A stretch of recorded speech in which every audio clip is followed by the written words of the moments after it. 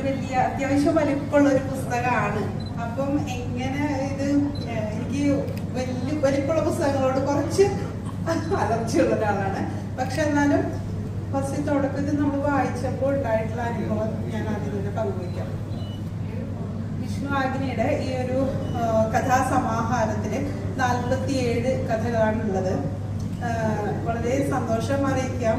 ആദ്യ കഥയിൽ നിന്ന് തുടങ്ങി ആദ്യത്തെ കഥയില് ജാനകി എന്ന് പറയുന്ന ജാനിമോളെ കുറിച്ചിട്ടാണ്. അപ്പൊ ജാനിമോള് ജാനകി എന്നുള്ള തൂലികാനാമത്തിലാണ് ഞാൻ എഴുതുന്നത്. അതുകൊണ്ട് തന്നെ ആ ഒരു കഥയോട് പ്രത്യേക ഒരു ഇഷ്ടം തോന്നി. വായിച്ചു തുടങ്ങിയ അവസാനം എന്റെ കണ്ണ് നിറഞ്ഞു എന്നുള്ളതാണ് അതിലെ ഏറ്റവും ഒരു വേദനാജനകമായ ഒരു അനുഭവം. കാരണം ആ ഒരു കഥ അത്രമാത്രം തീവ്രമായിട്ട് ഒരമ്മ എന്നുള്ള നിലയ്ക്ക് നമ്മളെ പിടിച്ചിരുത്തുന്നത് തന്നെയാണ്. അത് കഴിഞ്ഞു പിന്നെ നമുക്ക് ഒരുപാട് കഥകൾ അതിൽ വരുന്നുണ്ട്. അതിലെ ഓരോ കഥകളും നമ്മളെ പിടിച്ചിരുത്തുന്നത് തന്നെയാണ്. കാരണം നമ്മുടെയൊക്കെ ജീവിതത്തിലൂടെ കടന്നു പോകുന്ന ഓരോ അധ്യായങ്ങളായിട്ടാണ്. ആമുഖത്തില് വിഷ്ണു പറയുന്നുണ്ട്, ഓരോ മനുഷ്യരും കടന്നു പോകുന്നത് ഓരോ കഥയുമായിട്ടാണെന്നാണ് പറയുന്നത്.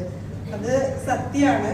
ഇതിലെ ഓരോ കഥാപാത്രങ്ങളും നമുക്ക് ഓരോ കഥകൾ നമ്മുടെ ജീവിതത്തിന്റെ ഓരോ ഏടായിട്ടാണ് എനിക്കത് അനുഭവപ്പെട്ടത്. റഹീം എന്ന് പറയുന്ന റാമും റഹീമും ആ ഒരു കഥ വായിച്ചപ്പോ ശരിക്കും പറഞ്ഞാൽ ഇന്നത്തെ ഈ ഒരു സമൂഹത്തില് മതത്തിന്റെ ഒരു പ്രാധാന്യം അത് എത്രമാത്രം നമ്മുടെ ജീവിതത്തെ തകർക്കുന്ന ഒന്നാണ് എന്നുള്ളത്. എങ്ങനെയാണ് ഒരു മതത്തിനപ്പുറത്ത് നിന്നൊരു മതിൽ രണ്ടുപേരും ഒന്നിച്ചിരുന്ന്, രണ്ടു മതത്തിൽപ്പെട്ട രണ്ടുപേർ ഒന്നിച്ചിരുന്ന് ഒരു ശരിക്കും പറയുന്ന സഞ്ചാരമാണ് അവിടെ നടത്തുന്നത്. ആ ഒരു സഞ്ചാരത്തിൽ നിന്ന് നമുക്ക് ആ മതത്തിന് ആ വേലിക്കെട്ട് പൊളിച്ച് കളഞ്ഞ് നമ്മൾ മനുഷ്യരായിട്ടിരിക്കേണ്ടതിന്റെ ആവശ്യകത എന്താണെന്നാണ് എനിക്ക് അത് വായിച്ചപ്പോൾ തോന്നിയത്. അതുപോലെ തന്നെ ഒരുപാട് ഭാര്യാഭർത്തൃ ബന്ധം, അതിലുണ്ടാകുന്ന വിള്ളലുകള്, അതുപോലെ തന്നെ ഷണ്ടൻ എന്ന് പറയുന്ന ഒരു കഥ.